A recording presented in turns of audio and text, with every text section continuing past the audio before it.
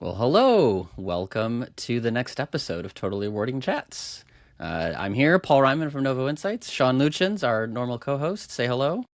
Hello. I see. Look at me. I'm following directions, Paul. This is the first time I'm not leaving. Anything else? You just tell me when to speak. Do that in my life. I have two small children and a wife, and I'm normally the one waiting to speak. So I'm glad I'm glad to be in charge here. And we are super stoked to be joined today by Tammi Markovich. Say hi, Tammi. Hi, Tammi. Hello, hello. Glad to be here. Yeah, thanks for joining. I'm sure you're looking forward to listening to yourself on one of your commutes to Michigan or to Detroit at some point in the future. But Uh, so others can get to know you. Why don't you start with introducing yourself? Tell us a little bit about you, your role, and so we can get to know you a bit. Absolutely. So, Tammi Markovich, and I have been in the HR space now for about 20 years, and most of that in the compensation world. As you can imagine, that wasn't really what I started off in college. I don't think Nobody, anybody says, nobody. no, nobody says in college, hey, I'm going to go be a comp expert. But that's just kind of how life took me where I am today. I actually started off in accounting and finance. Worked in finance first and then accounting, which is also kind of backwards. Um, and then there was an opportunity to jump over into HR where I led total rewards in the HR space. And then after that was really, I've been in the public sector, the publicly traded industry since, so mostly in manufacturing. So yeah, it's been exciting. Do a lot with executive compensation, broad-based compensation, and currently I work at Masco Corporation, which is out of the Livonia, Michigan, which just outside of Detroit. As Paul mentioned, I actually live in the Grand Rapids area, so I make my jaunt over on the east side of the state now and again. And we were just talking about listening to podcasts on our journey to do that, and how Exactly. return to work has enabled some people to get back into the podcast exercise, I guess you can say. That's right. Where for those of us who've been working at home, we kind of miss out on that. Yeah, Wow. yeah. So they need you in the RTO marketing department because you now have this unique opportunity to get educated during the thing. That's the spin, right? Is the positive Yeah, spin. Out of yeah. that whole bio, the one thing I'm curious about when you made the jump from accounting to HR, you said the opportunity. You say that now, and I believe that. At the time, did you was I'm curious. At the time, did you say, you know what, that would be cool. Yeah, it's funny. So at the company that I was at, both finance and accounting reported to the CFO as well as HR. So it was kind of a unique situation where I had the CFO in my corner, whether I stayed in accounting and finance or whether I went into HR.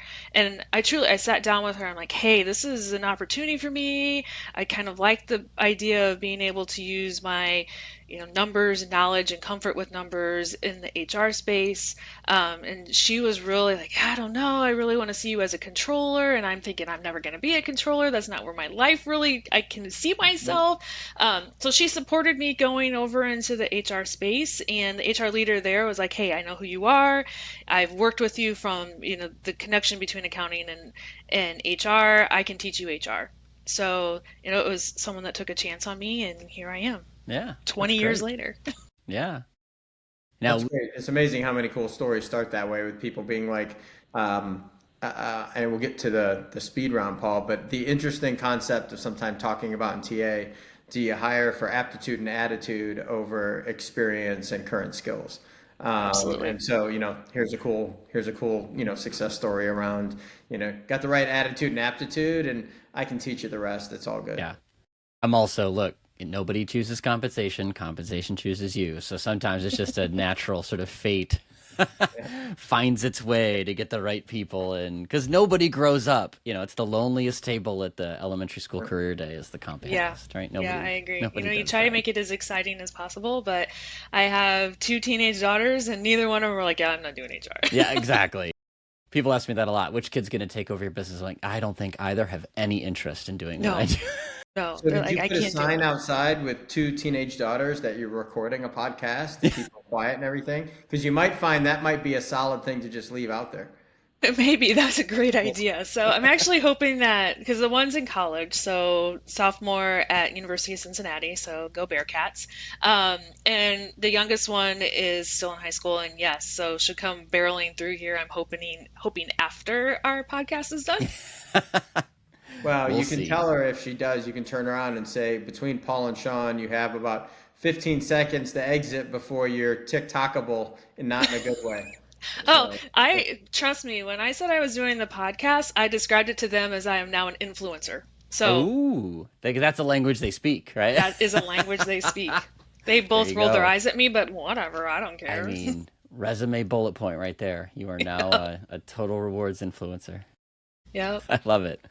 Well, we know each other from the World at Work Advisory Council. That's sort of where we sort of first got connected. So our speed round is going to be there's like one little work thing, but other than that, it's really more about you. So it's personal preferences. Like what are you a this or that style? We'll give you two choices. You pick the one. I'll start with the work one. Are you a compa ratio or a position and range person? Ratio, science, numbers. That's where I live. Position and range is numbers too. I don't Yeah. know. I just think, the thing is, I'll just leave it. This is the speed round, Tammy. No one outside of now you're truly a comp person because you can't talk to normal humans in the term comp ratio. That's my I'm okay with it one on one, but I think it's not hard to communicate. But it's interesting how many people really like There's that. some strong opinions in this Strong space, Yeah. that's for opinions. sure. Yeah, I didn't think it was that big when we started that question, actually. I thought it'd be like, I don't care. That's not generally the answer. Yeah. Now I'll say the storytelling needs to be different than compa ratio, right? So compa ratio Exactly. helps us to decide what story to tell, but talking compa ratio to the employees is not going to be helpful either. That's exactly. I'm Yeah. 100% there. That's why I'm more of an it depends guy. But I'm with you. Coffee or tea? Coffee. Like all day. We've talked to a lot of people who flip. They start coffee and then flip. But you're like a all Yeah, in coffee. to that point, I had iced tea yesterday. Yeah, So, yeah, it's it's on my desk coffee right every now. Yeah. day. Yeah, exactly. I like that one. It's coffee every morning, get my day started. Iced coffee in the afternoon if I need an extra treat. And then, hot tea in the winter when it's really cold. Um, So you're a especially like the beverage free cinnamon one. agent, basically. I Just am a be beverage honest. free agent. You're Yeah. right. You're Okay. right. Coffee consistent, tea when I feel like it. Yeah, Okay. that's good. That's fine. Um, this is the one that tells you if you're on Team Sean or Team Paul. So you've got a free weekend coming up. Is that going to be spent sort of in the woods in your camper in a tent or at a nice seaside beachy hotel? Okay, so weekend event would be camping. Ooh, we have a Team Yes. Yeah, All Sean. right, Paul. Yeah, Team Paul. Sean. But you've stopped a long run of posh lovers. So I I'm do very love very my glad to have you beach, here. but I want a beach longer than a weekend. But if I can do a Oh, quick okay. There we weekend go. getaway, No, no, no more talking. Don't talk on this anymore, Tammy. I'm taking the W. Yeah. take the W because Yeah. I own a camper, right? So that Oh, automatically puts me in your boat. So yes, all right. we love going camping. We live in Michigan, right? So there's so much beautiful I area to go camping in. I actually made that comment to my brother-in-law this weekend. I was talking about my week. I'm like, I'm actually doing an interview with somebody on this podcast from Michigan. I'm like, if there's anybody who's going to break the string of posh stays, it's going to be a Michigander, right? Because there's just Yep, so much good outdoors to it's a explore. beautiful, beautiful place. Yep, Yeah, makes perfect sense. All right, well, I'll get over that. Um, Crunchy or creamy peanut butter? creamy. Can't do the crunchy. All right, that's fine. And then the special one for you, because it's going to parlay into our discussion, are you a night owl or a morning person? Night owl. Mornings are not meant to be. I mean, Oh, you want there to be a morning, right? I If you want don't there to have a be a morning, morning, but I want it to be without an alarm clock and when I feel like the morning should start. yeah, yeah. As my son, I have a son who's a night owl, and he said because I'm a very early riser. He goes, "I like you to be up to confirm dawn happened. I just don't want to see it." Yes. Yeah, yeah. Yes, sunrise, sunset, absolute sunset. I don't necessarily need to ever see a sunrise. mm, definitely a morning person here. And just this morning, my wife told me, she's like, you are way too much before 9 in the morning. Like, all Yeah, right. I have mine's midday. similar conversations with my husband of like, I can't talk to you yet. I have not even had a sip of coffee. Yeah, I believe I was making up songs related to my kids' snack choices before my wife was ready to process that information. Like that was a bit much at 7. Like, all Yeah, I right, can sorry. empathize with her. All right. Well, now we're warmed up. Now we know a little bit more about Tammy. So Masco and in your prior roles as well are global organizations, right? They're big places. So we wanted to dive in a little bit about sort of the uniqueness of working globally. So many of our listeners also work in global companies, or maybe they don't, and they've thought about, what's the right way to do this. So the first thing I guess I wanted to open with is, what's your favorite part about working in these bigger global companies? Like, what are those things that you just love about the fact that your role has this global influence and scope? I learn every day, right? There's so much that's different from the United States, and not just culturally, but just practices, pay practices, how they approach benefits. Mm-hmm. And it just makes you realize that we live in such a little bubble when we think just United States, and really having to be purposeful with that lens of thinking globally.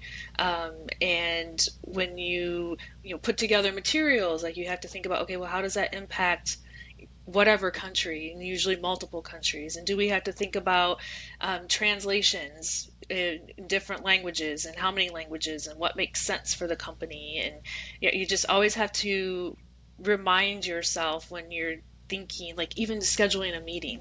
Right? Mm-hmm. Okay, so what's the best time to schedule a meeting that I can get most of the world in their waking hours? Yeah. I think it's really interesting. I think when you're in a global role, and mostly I've worked at global software companies, is most people have a U.S. centric view, but you realize the U.S. is actually more an anomaly than the norm compared to everybody else in the world. And so your opportunity for learning, if we're going to spin it to the silver lining, I think is huge because they're different and they're just as complex, but in different ways. And so you really get, how do you put that together? So I think it is cool to hear you say that. And of course, then an American company doing it global versus a global company coming to the U.S. is two different things. Mm. Yeah, yeah, absolutely. Yeah. Yeah, it's again, like you have to think about the people that you're going to be influencing. There's always quirks that I don't even think about. Like, you try and pay attention to the work councils, and you try and pay attention to how India does their pay calculation, right? And then you have Mexico that all of a sudden put a spin on another requirement that you have to think about for, right? And it's like, holy cow, I can't, how do I keep up with everything? So, yeah, I love that part about my job. It's always learning, it's always interacting with people with different cultures. So I feel like I have an opportunity to just be a better person by all the education that I get. I I always loved um, how local global really becomes, right? So, I'll pick on China just because Tammy, you and I had a conversation about China not long ago. Like, China's a big country, right? And from the US, sometimes it can feel like one thing, but it's Yeah. not. Like, there's many quite diverse and varying circumstance of cities and, educational distributions. And like, it's just as complex, if not more complex than the US. So we oversimplify to a country sometimes, but Well, Europe, really, I think, Paul, oh my Europe, gosh, yeah. I like to jokingly remind people, as an American, I do know that Europe is not one country. Because, Right. that a lot of people will say that, like, hey, we have this thing for Europe. And you're like, how often have you worked in Europe? Because each one of them is their own thing, right? And super complex. And yeah, that's a great example, Paul, China, because China, people just forget how many cities are bigger or the same size as New York City there, and then how remote is in China. And it's a crazy place to figure out. Totally. Or even like UK, as just because I had a recent example of this. Like, London's big within the UK, but for manufacture, and I actually don't know if you have locations there, Tammy, but like the manufacturing isn't always in London. And if you're in, you know, outwards in the country, like, how do you even get data for that? Like, it's a whole unique challenge compared to, we know how to do that and think about that in the US, but is there data for Loughborough, UK? Like, that's harder to find than And the answer is no, there really yeah, isn't, right? You have right. London and you have everywhere else, and you kind of just put the premium on London, and Hope for the hope best, you get it right? right. That's right. Yeah. So let's flip it then. So like, other than just the obvious, like, what are the hardest parts then of working? What are some of the unique challenges you've experienced that are like you love it, you learn all the advantages described. Here's what you have to sort of manage in that process. So, what are some of the hardest parts?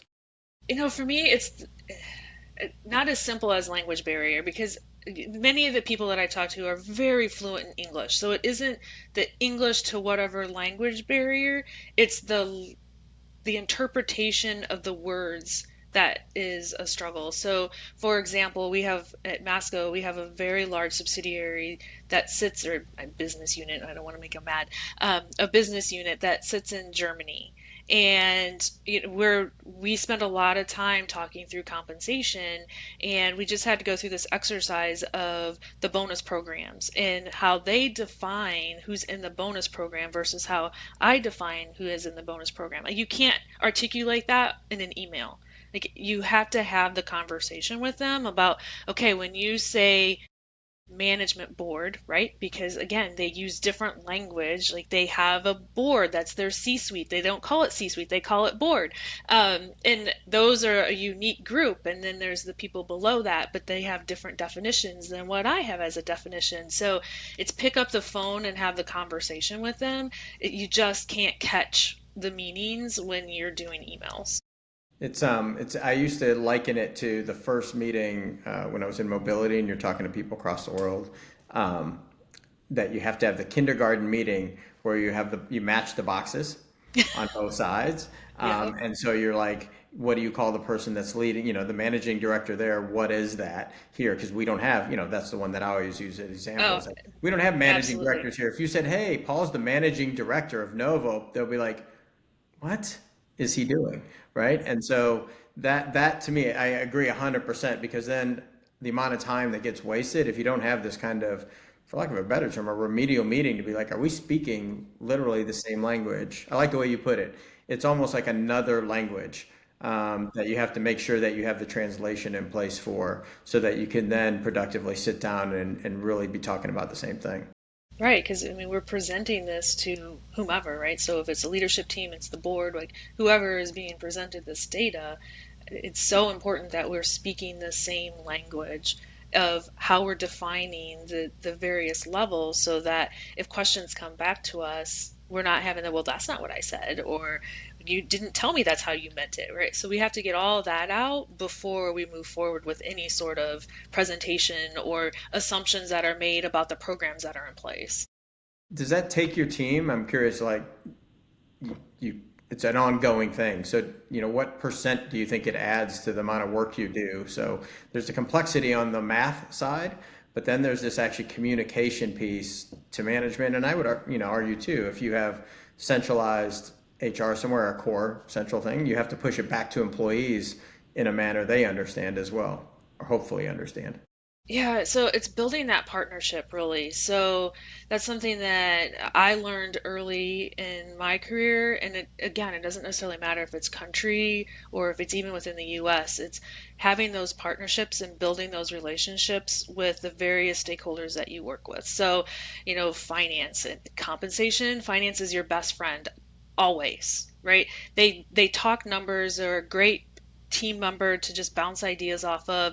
They'll come at you with a different sort of perspective, and you get that internationally too. So I have a rapport already built with my Germany team, so I do have that ability to be like, hey, do you have 10 minutes and we can talk through, hey, this is what you sent me, I just want to make sure I understand as I present it, this is what I'm looking at, I'll send you what I have, double check it, make sure it's right. It takes us 15, 20 minutes and we have it done. But to your point, if I didn't already have that relationship, it could take days, right? Well, they don't know who I am, so they're not going to take the time to come talk to me. So it's truly building out those relationships. Hmm. Yeah. I all of my operating roles were global, and I was surprised when I took them because I didn't really work that globally before then.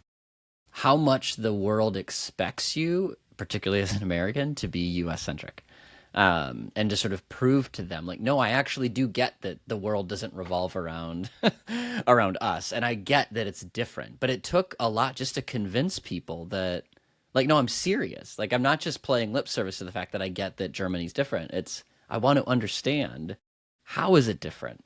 Help me understand what needs to be done. Like it took a long time in every organization to build that trust that I wasn't just, hey, I'm here from America and I'm going to tell you what to do.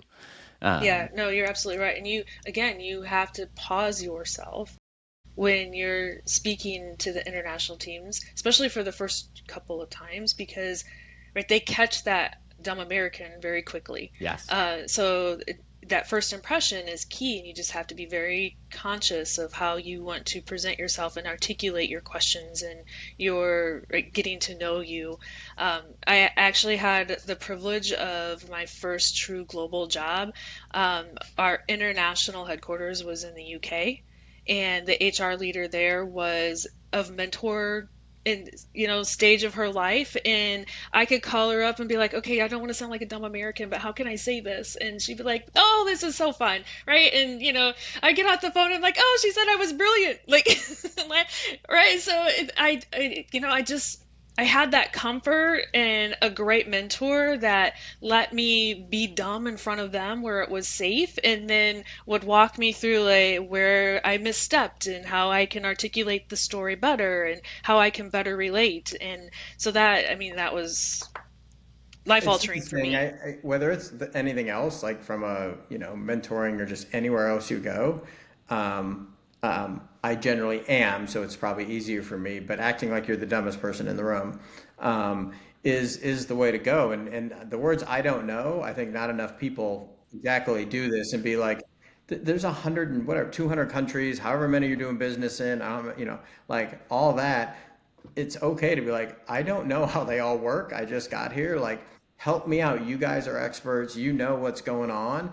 Educate me, and then just sit back and listen. And, because I don't think enough people do that. They just start going, and you're like, it truly is crazy. I mean, even if you do like the first global thing I did way back at Mercer and benefits. So you can imagine I'm an American and I started at a Doing global benefits benefits. place, and you're like, wait, what? Like I was like, wait, wait, we're not just different. We're like really different. And then every country's different. And like there's so much to do. And so you just sit back and listen to how they operate and how they position things. And it is truly amazing how they've worked the problem in so many different ways. Yeah. That's what I was managing somebody who was about to do their first global trip back when I was a big firm consultant, and they were convinced that the strategy was they needed to learn how to say hello in the local language. I'm like, no, no, no, no. Like, you're barking up the wrong tree here, right? Like, you're there to learn, not to show that you know them already. Like, that's the key. And the advice I still give is, being vulnerable is actually a great strategy in most countries. There are some places where if you come in and say, I don't know, actually that's problematic, but that's not most of the countries we do business in. Like to walk in and say, help me understand is always the best answer, and embrace that, right? Like just own the fact that you aren't the expert yet and let them in country people be the owner of the expertise. And, the faster you can get to that level of trust and understanding, like I'm going to bring some content knowledge. You got to help me localize it. Like that partnership is invaluable. Like that's the secret. And, for sure. Well, and I think the part on that, Paul, is like just like comp in the U.S. You read about it, right? And you can read about what might be the statutory requirements in the UK or might be the statutory requirements in Belgium. Like you can go over there, but we all know the practicality of what happens on the ground and how things actually operationally, functionally get done with Yep. the amount of time they have and resources is not one and the same. And so you can learn way more. It's book smarts versus street smarts, and you've got, they have the street smarts in all those places on how things actually get done. Yeah. One thing you mentioned on their favorite parts, right? The learning about the different things. You mentioned like, look, countries are different. They tax things differently. They regulate things differently. Maybe there's a sidetrack we take here on the strategic side of, and how much of that do you think is right to care about, right? I think there's good debates about, why should I care about the tax in a country, right? Like we don't make changes to our reward programs necessarily if the tax rates change. So I guess, it's one thing to learn it, but then how have you thought about applying that globally? Like, how do you collaborate to put that localized knowledge into practice? Is it something you just need to understand? Do you actually think you should be changing programs on that? I guess what's your viewpoint on how do you customize given that countries are different? Yeah, it's like anything else. You need to know enough to be dangerous, right? So you create any new program, you what could you trip on as you're creating the program? And honestly, as you were talking about, the one of the first things that I thought of was promotions and paying. I'll say promotions in the UK, right? You're like, they're basically the same as us when it comes to pay increase percentages. So you would think the same with promotional increases until you realize that half of their promotion is consumed in taxes. Um, right. So if you think about, oh, we're going to do a 3 to 5% increase in the UK, that's great. Well, they really only get half of that. So put that into consideration when you're thinking about how large of a promotion this really is to that person when it comes to, you know, life-changing event of this promotion. So again, the United States were like, oh, anywhere from that 10 to 20,000, like that's a big change in someone's pay. Well, if you divide that in half, like a 10,000 big change in the United States is only a 5,000 not so big change in the UK. So there's things like that you just have to be aware of. It doesn't mean that you change your program, right? 5,000 is 5,000, and obviously I'm translating that all into US dollars, right?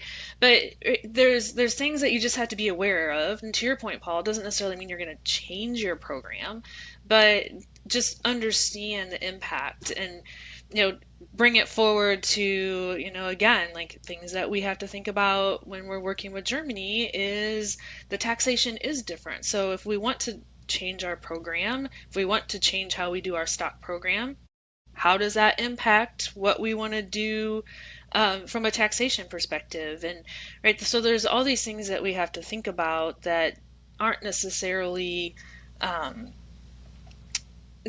we're not going to change how we do our program again, right? We just have to make sure that we're paying attention to the true impact of what that means to an employee. That's right. And I think some of it is you have to get to kind of fact as well. Like it's different is like a common sort of refrain I hear from a lot of people. But let's be clear about what that means, right? Like, well, equity is not as valued because the tax. Well, what about the tax, right? Is it just because the rates are high? Like, I get it, but that's a different circumstance than it's actually taxed at grant.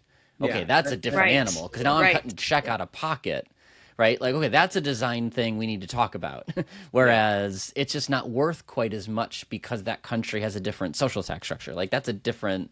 So you got to get to the why. Like, what's the Yep. specific thing that's different that makes you really need to debate? Right, and that's exactly um, what we would look at. Again, I'm going to Yeah, pick on stock just because that's something that you it's look easy. at annually, right? And you're paying attention to what's happening. Like, were there any regulations that changed in other countries? So that's hard too. You don't always know that. Hey, I'm gonna, because I keep picking on Germany. Oh, Germany changed their tax law, and now they have to pay taxes at grant, which, by the way, is not what they did. But right, like you have to just pay attention to those things that don't always hit your inbox and you don't hear it in the news because it's not within the United States. Well, that to me, that I think Belgium is right on Grant, and that was the first time we talked. I think that some if not someone will message me after this airs You'll and be corrected highlight quickly. Yeah. and be corrected quickly. But there are countries that do that, right? And so that for me is a good highlight of do you start when you think about a global plan, do you kind of work locally up and kind of look at it and look at the different things and what they want to achieve and take the best? Or do you try to take a global look and push it down and adapt as needed? Because I'm very curious when companies, I've seen both, and I'm curious on your thoughts on that. I don't know that there's a right answer, luckily, but I'm very curious how you all handle that so that they feel they're a part of the process and when they're a part of the process. Yeah, I think that goes back to the vulnerability of not knowing all the answers, right? So if I'm thinking about a strategic change in the organization around how compensation, whatever program. So we're designing a new program, we're revamping a program. I do set it at the corporate level and then work with the locals. Like, hey, here's what's happening. What requirements do we need for employees, right? So outside the United States, most changes require a new contract or an amendment to a contract. So you need to bring your legal team in. You need to, right? If it's something completely new, like you're going to have to bring external legal in, right? So those are the things that we have to just be aware of. If you're setting up a program, it isn't going to take a few weeks, it's going to take a few months. So you kind of start thinking about a new program, and as soon as you're completing the end of the year, and it may be that it takes you up one cycle, it may actually take you two cycles to get what you want introduced globally. Yeah. I have had some, well, just some personal experiences I've been involved in where like the strategy is all around flipping to local, right? So it's like, no, we are deliberately trying to build out our, development center in Eastern Europe, right? I'm just going to make that up as an example. Okay, now like you're better off actually building from local up because you're trying to make sure that everything you do resonates strongly in a local market, right? So, to your question, Sean, like there are times where you flip that lens a little bit and be like, no, the problem I am trying to solve is a local problem, in which case I'm going to build from the ground back towards sort of a corporate view. Whereas if it's here's how we want to think about pay for performance, or here's how we want to drive an ownership mindset, kind of by definition, that's filtering down from a broad enterprise strategy that needs to be localized. So there's a little bit of like the problem tells you kind of Yes. which Yeah. direction you How approach you it said from. it's not black and white. There might be black on one side, white at the very end, and there's 99.5% gray. And it's a matter of, to these point, your company. That's why I'm always very perplexed how it works. And I think, why I don't think it's either white or black. I don't know which one's local and which one's global, but why I don't think it happens because you get the feedback and then you have to have some consistency somewhere, or vice versa. You can't push it all the way down what you want to do exactly the way you want to do it because somewhere you just can't legally do that thing, right? So Oh yeah, and Paul, you bring up a great example. Like when you're standing up a new plant, like, you have to do that local. Right? You need to make sure that you bring in the appropriate resources from a regulatory and compliance and best practice, right? So you're working with, again, some external legal, you're working with external compensation experts that are from the local area to help you stand that up. And then, once it's stood up and you have the right pay programs in place for to meet local, and you're considering, okay, are you paying for their housing? Because, in some countries, they come in from rural areas and they live in dorms or housing, and so you're paying for that, right? So that's part of the local experience. And then you're still at the headquarters, you're setting the strategy of how pay programs may operate, and then yes, they're putting in the local spin to make them Sure. competitive in whatever market they're in. Right. Right. yeah, and they all end up, I think, with technology and data the way it is. They all start to go back and look. And a company that remained nameless had, somewhere in Australia, and they had people here. And you obviously have employees going, well, I'd like an extra month to pay. Like, how do I get on that train, right? Right, right. I'm like, that sounds great. I still work 12 months, and I get, like, that's it wasn't our choice. This is how it works, and that's where I think your jobs get really, really hard in global businesses. The communications and how you communicate that, even if it doesn't get out, becomes really difficult. Even just explain to Australian leaders and other country leaders how the math is mathing when Yeah, you're trying to yeah. compare. Yeah. Yeah, and it's always taking the time to educate your US leaders who may have international employees reporting to them, right? So the first thing they do is translate into US dollars. And they're like, there's no way we should be paying this little amount for this whiz bang engineer in whatever country that we're sitting in. And I'm like, well, locally, they actually are doing very well, and we are representing a very high pay for the expertise that they're bringing. They're just not in the United States. If they lived in the United States, you're absolutely right. This would be the dollar amount that we would pay them. But we get to pay local, and so we're going to pay local, not US dollars at the local experience. So just reminding them, and it's across the gamut, right? Like, don't think that this is just a brand new leader. It's a natural, right? You naturally translate, and you just have to help them, like, oh yeah, okay, this is right. This Just is, the simple, I mean, FX, the concept of having different exchange rate script, but the complexity it brings to, year over year comp changes, right? yeah, Because, yep, FX changes in Brazil, by 30%. You're like, so the number up or down, they're like, where's all the people? Because we're less, or why are we spending so much? We need to cut. You're like, like for like, it's here. So, and then, you just imagine it by countries. And so, that complexity too, because, everyone always talks about blue skies, rainbows, and unicorns, global job grades, leveling and matching and comparing globally. And then like just the simple what you pay them in throws a wrench into that right out of the gate. Oh yeah, absolutely. Yeah, the myth of the truly global structure, right? We had a Yeah, we've fun talked about that too. we had a fun jam on that around how, yeah, it is unicorns and rainbows. It sounds great, but the practicality of that is super difficult. And yeah, the more countries you're in, the harder or more impossible it becomes.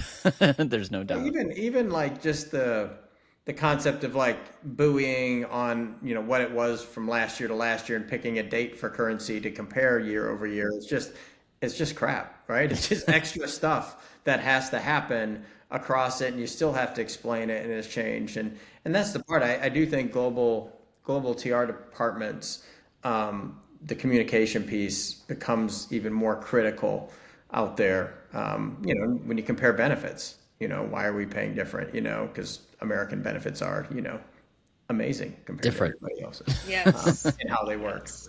And So, statutory versus best practice, right? So you can come into a country and be like, hey, we're going to statutory benefits and that's what we're going to do. And if you stop there and not necessarily know what practice is, that can be a yeah, huge miss. Yeah. yeah. Yeah. Back to your point of, yeah, back to exactly your point of like, tell me how it actually works here, like what works here, as opposed to what I read for the statutory. Yeah, yeah. Yeah.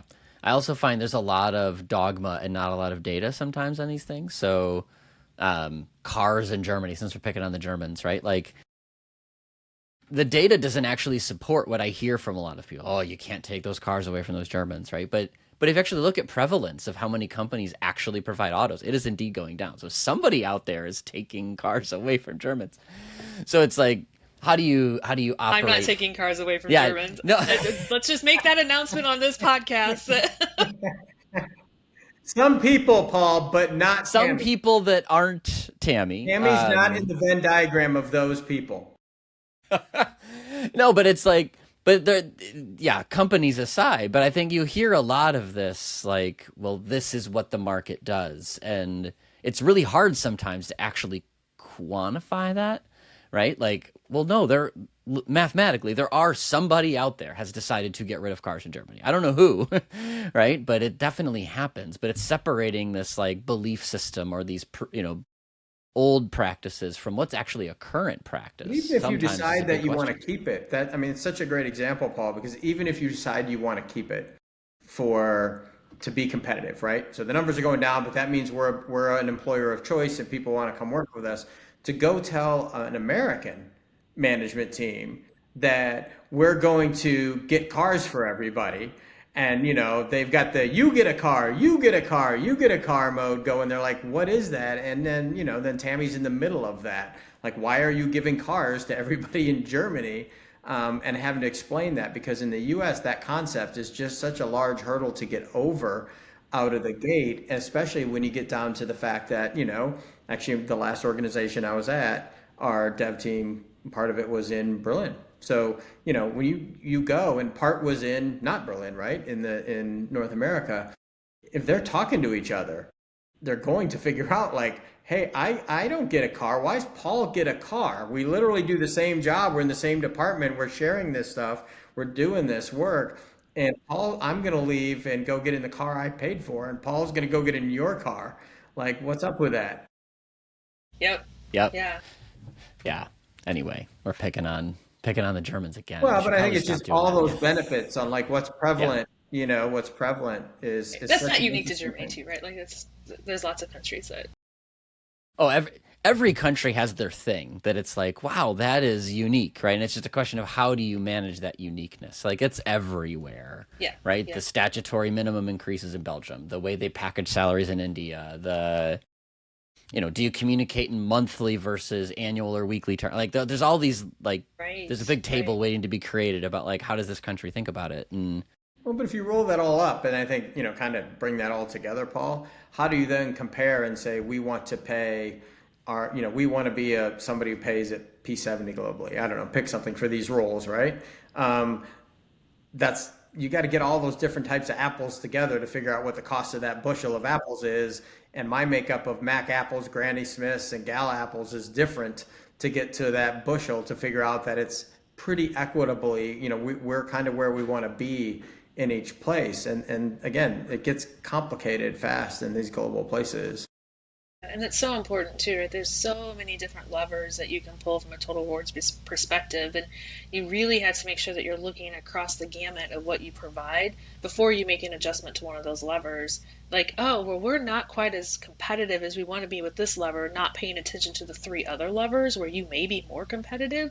I get this question a lot around retirement and base pay, right? It's particularly outside of the United States where you could contribute more into their pension plan, and but if you do that, are you being over competitive in the total package, right? So there's just all these levers that you have to make sure that you're looking at before you make a very narrow decision around one particular benefit that you may have fallen behind on because you're way more competitive in other areas. The red, yellow, green, right? Going through the red, yellow, green of your benefits. Yeah. I know One, oh, cognizant, a little cognizant of time, Paul. What is the best part was learning, but of all the functional, I don't know how to put it, the functional things, tactical things you do, what is kind of the hardest one you find globally?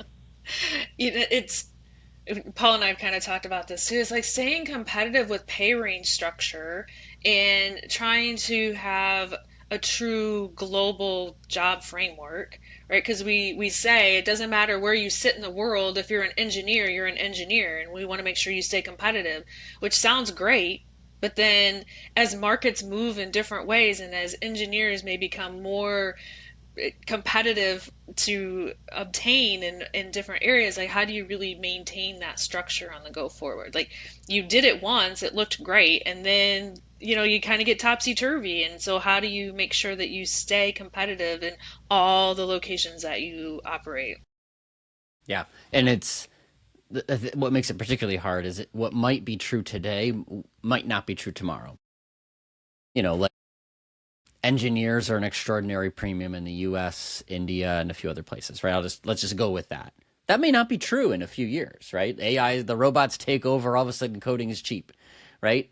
And if you've built your structure assuming there's a difference, well, now how do you navigate that? Or the opposite can be true, right? Finance and HR people are largely synonymous at a given level. Pay rates aren't dramatically. Wow, I made up a new word. Drastically or dramatically different. But that could change, right? What stops one of those functions from becoming more or less a premium in a given place? And now you've got to find a way to solve that. So, it's not a set and forget kind of situation. Like you need to know, how will I maintain a global lens of work with local competitive pay, knowing that the markets will evolve, right? Something's going to change over the course of, some shelf life, 5, 10 years for sure, but maybe even 1 or 2. And that's what makes it so complicated, is what sounded great at implementation may not feel so great 2 years later because Yeah, all of a yeah. sudden the environment changed on you. I think what's interesting about that is if you're an American-based only business, being American, is you anecdotally can have a feel for when that change is happening because it's the country. Whereas if you start to get in multiple countries, back to the beginning, Tammy, your relationship, you can't have an anecdote. I don't think. I think it's very difficult to have an anecdotal feel of the economy when you live in the U.S. of what's going on in Eastern Europe or somewhere else. And so those relationships, I think, become really important and trusted so that they can call you and feel like they're not whining. They're actually telling you we've had a different, like things are changing here, not at the same rate. So kind of going back to that relationship piece, because I think it's an impossible to not be a team. You got to be a team Yeah. player in the global Yeah, environment. Yeah. absolutely. And Paul and I were talking about China, right? So, and it's really because we've changed our business model and our expectations in China. It's derived, right? It didn't start off that way, but as a new HR leader came in and we were building our relationship, he's like, "Here's some observations that I've had." And I'm not the comp expert, but I've had enough HR experience that there's something off. And so we're digging into it to find out what it is, and it's kind of going, cattywampus in our program or in our structure. So, like, how do we how do we meet the needs of the local business and the experiences versus what you can't capture in market data. Yeah, totally. First of all, I have to appreciate that you used that. Cattywampus. Yeah, cattywampus, and Harvard MBA is going to want to use that. That's one of those. That's not usually in buzzword bingo, but that's my type of word, Tammy, and I really dig that. I'm glad we used that. Yes, great. It definitely tells a story. It It definitely does. tel's a story. I'm gonna It's a ask. very So, good descriptor of what's happening, right? yeah, it is. People know what you're getting at when you Yeah. use a phrase like that. That's for sure. I'm going to ask one last sort of very tactical global question because I get this a lot from people who are taking on global roles. Like you mentioned, like one of the frustrations is just finding a time to work with people. So, like, what's your recipe for global collaboration? Right, you're a night owl. So does that mean you skew one way? Like, what have you learned is the right way to collaborate globally, given that there is like 1 hour a day that most of the world is awake? So, like, how have you Yeah. navigated that? So I would say that, finding a time for a large meeting, right? That's going to be a little bit different than a one-on-one. So large meetings, honestly, I try to do 11 o'clock Eastern, right? You get as close as you can with the world that, right? And you record for those that just can't get there. Yeah. Um, Yeah, the Australians don't love that, the and you Australians don't record it love and move that, on. Yeah, but I also have East Coast and West Coast in the US, right? Like there's no good time, just record it. Um, when it comes to one-on-ones, I try to actually do that in their local. So I have also learned that if you talk to them when the US isn't awake, you get more of their attention. So, like in the UK, as much as I am not a morning person, I will get up and have a 6:30 a.m. call with UK, not on video. Right? And but when it comes to China, we do most of our work at 8:30 at night Eastern time because that's actually when I have the focus time to really hear what they're saying and be able to do that collaboration. That's when I am my best to have the conversations with them. So that's how and I kind of do the same thing with the West Coast, right? So I have a lot of my like project meetings, they start at 5 o'clock Eastern, because it's less noise for them, and I don't have to worry about interruptions myself either. So that's I think Tammy's that's world I think of that's how I awesome. interact with people. no, that's great. Yeah, I think it's awesome. I do a lot of 4 or 5 in the morning with China because I catch their day. I think especially when I'm the minority of people on a call, there is, and so you're helping fight this. You will see Europeans and Asians and everything else. They will bend over backwards to have it in the American time zone, and you're like, dude, there's like four of you or eight of you, and there's just me. Like I can move. And so I think that's awesome that I think just being cognizant of each other and being humans goes a long ways. And I usually layer it out as like you're going to have a tenuous call at some point. Like that's going to happen. And so I think building that relationship so that you can actually have that call and be like, Paul and I've done a lot of work together. And then when I can call and be like, Paul can call me up and be like, Sean, that's the dumbest thing I've ever heard. And I can be like, I appreciate that, as opposed to have a knee-jerk reaction. But I think that's great, setting the times based on the group. And actually, I had not thought about it. I do it in the morning because that's my best brain. I didn't put it in those words. I think that's a great way to put it. I'm sharper there. You get me at 8 or 9 at night, like that's a good time yeah, if you want something from me, because I'd yeah, be like, whatever, I need to go. But I really Yeah, like that idea of like, when's your focus time and setting a focus yeah. time for people. The only flip yeah, I'll put to that is sometimes it's just inconvenient for somebody all the time, right? Like, shout out to my old friend Shao Kan in China, that we just agreed we're going to make it inconvenient every other time, right? It's going to be late at night for me one time. It's going to be late at night for her the next time because there really is no good time for ever to be like a permanent But I thing and just think but being candid about that. you still gain a ton of respect by the fact that you want to rotate it. Because you're right, outside the United States, they're so used to the U.S. being like, well, here's my time. yeah. That they kind of like when I first proposed that to the new HR leader in China, he was like, "Are you sure?" And I'm like, "Yes, I am sure. Like you actually get a better part of me by being at this time. So yes, let's do it." Which is And then ironic because it flies in the face of we never take vacation and think about work all the time, but we'll only work during our daytime, right? Like it's this weird, like they have these two perceptions of us that kind of are counter to each other.